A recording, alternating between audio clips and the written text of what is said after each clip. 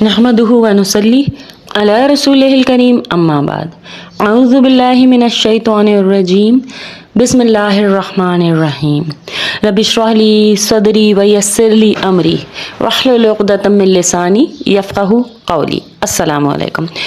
ہم نے مفتی محمد تقی عثمانی کا قرآن کریم شروع کیا ہے، ان کا ترجمہ اور ان کی آسان تشریح ہے۔ اس میں ہماری پچھلی ویڈیو تھی کہ وحی کی حقیقت کیا ہے۔ تو وحی انسان کے لیے اگر وہ اعلیٰ ترین ذریعہ علم ہے جو اس کی زندگی سے متعلق ان سوالات کا جواب مہیا کرتا ہے جسے عقل اور حواس کے ذریعے حل نہیں ہو سکتے، لیکن ان کا علم حاصل کرنا اس کے لیے ضروری ہے۔ وہ علم اسے حاصل کرنا پڑے گا۔ اب آتے ہیں ایتھیزم کے مسئلے کی طرف۔ جو شخص معاذ اللہ خدا کے وجود کا قائل ہی نہیں، اس سے وحی کے مسئلے پر بات کرنا بے سود ہے، لیکن جو شخص اللہ تعالیٰ کے وجود اور اس کی قدرت کاملہ پر ایمان رکھتا ہے اس کے لیے وحی کی عقلی ضرورت ہے۔ اس کے امکان اور حقیقی وجود کو سمجھنا کچھ مشکل نہیں۔ اگر آپ اس بات پر ایمان رکھتے ہیں کہ کائنات ایک قادر مطلق نے پیدا کی ہے، وہی اس کے مربوط اور مستحکم نظام کو اپنی حکمت بالغہ سے چلا رہا ہے اور اسی نے انسان کو کسی خاص مقصد کے تحت یہاں بھیجا ہے، تو پھر یہ کیسے ممکن ہے کہ اس نے انسان کو پیدا کرنے کے بعد اسے اندھیرے میں چھوڑ دیا ہو اور اسے یہ تک نہ بتایا ہو کہ وہ کیوں اس دنیا میں آیا؟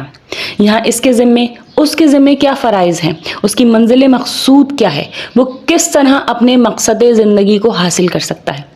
کیا کوئی شخص جس کے ہوش و حواس سلامت ہوں ایسا کر سکتا ہے کہ وہ اپنے کسی نوکر کو خاص مقصد کے تحت کسی سفر پر بھیج دے اور اسے نہ چلتے وقت سفر کا مقصد بتائے اور نہ ہی کسی پیغام کے ذریعے اس پہ واضح کرے کہ اسے کس کام کے لیے بھیجا گیا ہے؟ اور سفر کے دوران اس کی ڈیوٹی کیا ہوگی؟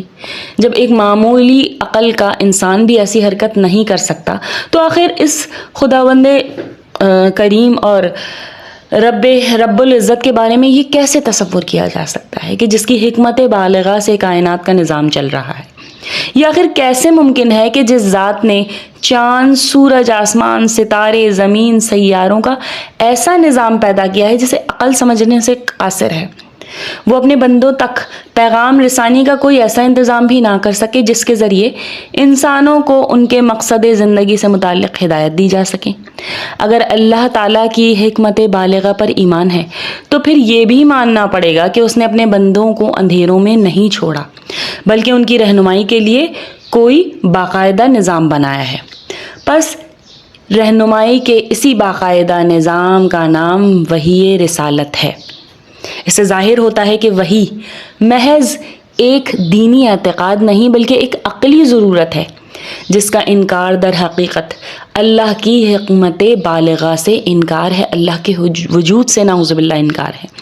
یہ وحی اللہ تعالیٰ نے ان ہزاروں پیغمبروں پر نازل فرمائی جنہوں نے اپنے اپنے زمانے میں لوگوں کو ہدایت کا سامان مہیا کیا، یہاں تک کہ حضور اقدس محمد صلی اللہ علیہ وآلہ وسلم پر قرآن کریم قیامت تک آنے والے انسانوں کی رہنمائی کے لیے نازل فرما دیا گیا اور حضرت صلی اللہ علیہ وآلہ وسلم پر اس مقدس سلسلے کی تکمیل ہو گئی۔